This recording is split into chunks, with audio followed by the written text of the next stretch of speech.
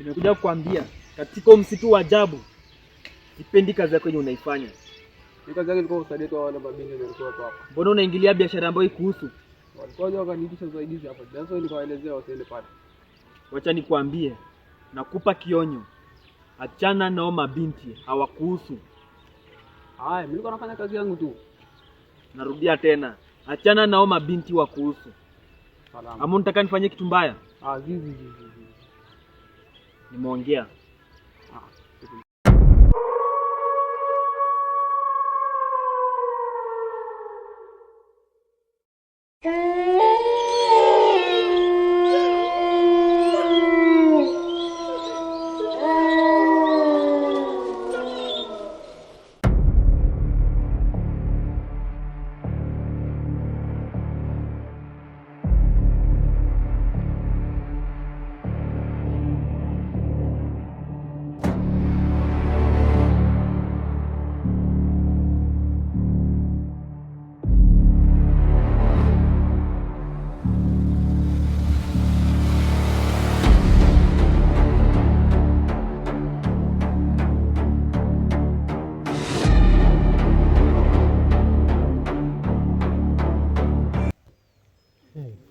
Sasa hawa watakuweko wapi?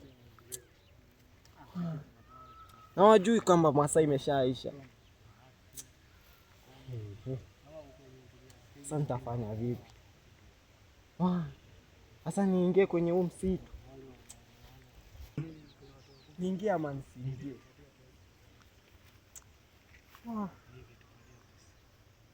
Sasa nitafanya vipi?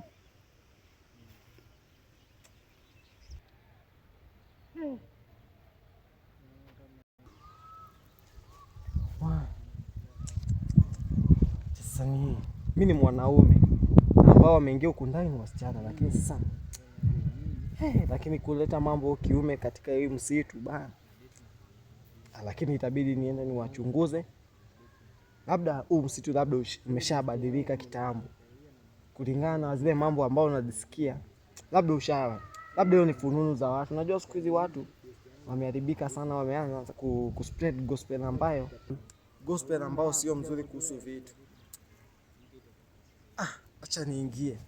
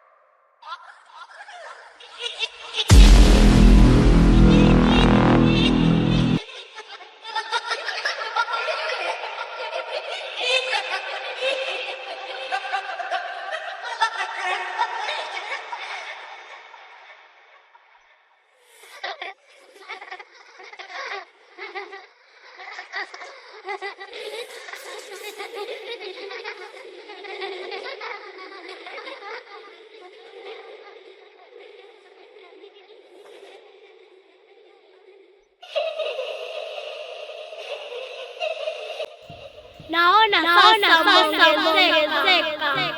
hatimaye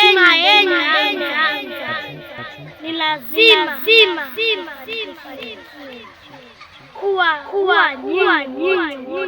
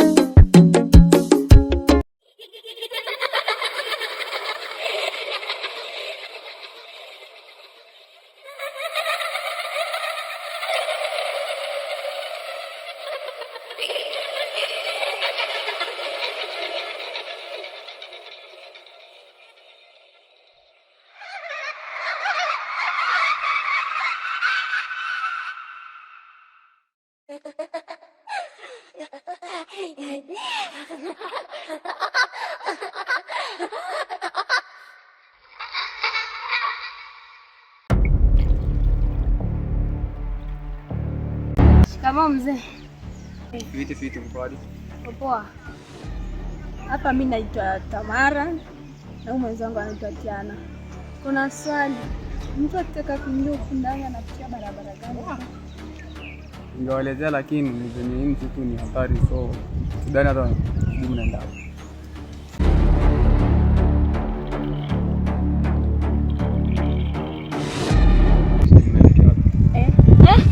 Tunasema turudi. Na vile tumechoka unatembea turudi huko hivyo kote. Huko ni hatari.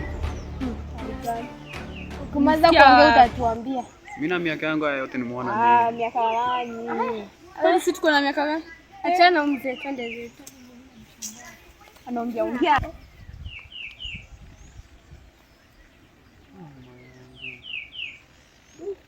Watoto siku hizi wenyewe wana heshima.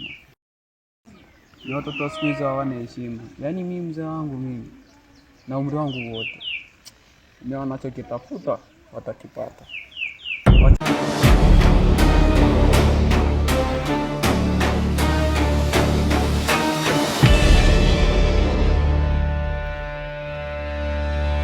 Wah, mabinti wale sini kiliwakuta. Nilijaribu kuwashauri lakini hawakunisikiza. Mungu wangu, natumai watakuwa salama.